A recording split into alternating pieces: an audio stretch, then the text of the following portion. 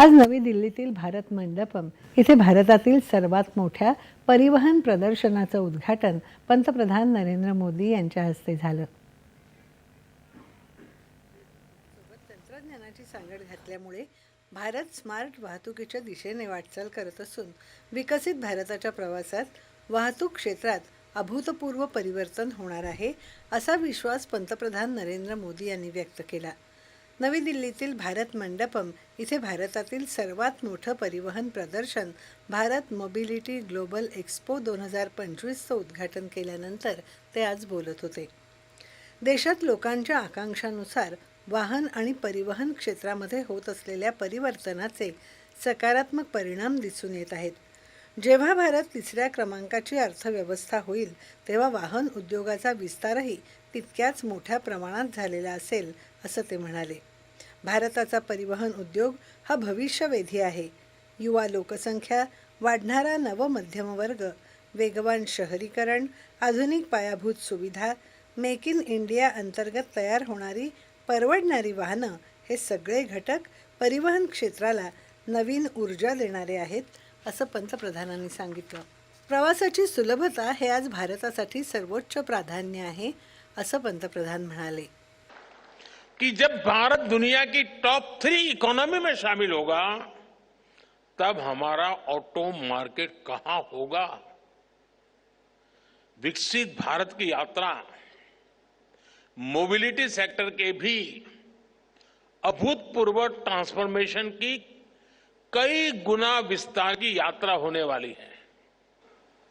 भारत में मोबिलिटी के फ्यूचर को ड्राइव करने वाले कई फैक्टर्स हैं, जैसे भारत की सबसे बड़ी युवा आबादी, मिडिल क्लास का लगातार बढ़ता दायरा, तेजी से होता अर्बनाइजेशन, भारत में बन रहा आधुनिक infrastructure, make in India say affordable vehicle, ये सारे फैक्टर्स भारत में ऑटो सेक्टर की ग्रोथ को पुश करने वाले हैं, नई ताकत देने वाले हैं.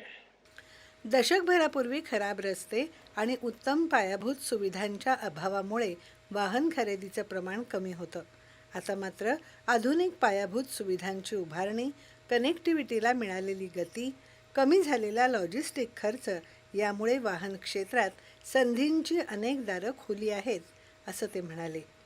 गेल्या दशकभरात या क्षेत्रात FDI, तंत्रज्ञान हस्तांतरण आणि जागतिक भागीदारीचे नवे मार्ग खुले झाले आहेत.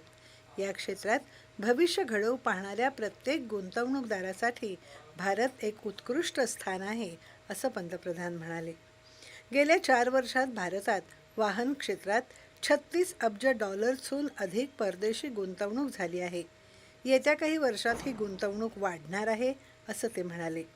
भारत वाहन उत्पादनाशी निगडीत सगळी व्यवस्था उभी राहावी यासाठी सरकारचे प्रयत्न सुरू आहेत, याकडे त्यांनी लक्ष वेधलं. आज भारत हरित तंत्रज्ञान, इलेक्ट्रिक वाहनं, हायड्रोजन इंधन, जैव इंधनाच्या विकासावर लक्ष केंद्रित करत आहे.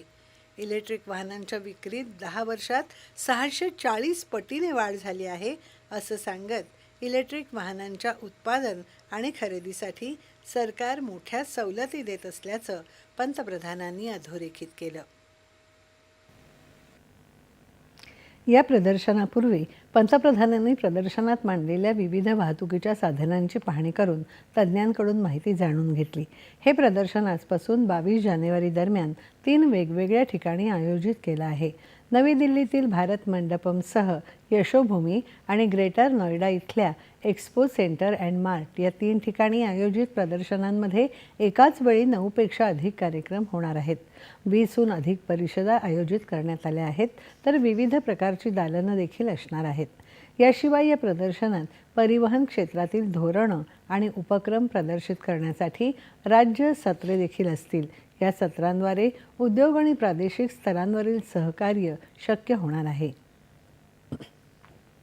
संपूर्ण परिवहन मूल्य साखळीला एकाच छत्राखाली आणणं हा भारत मोबिलिटी ग्लोबल एक्स्पोचा उद्देश आहे.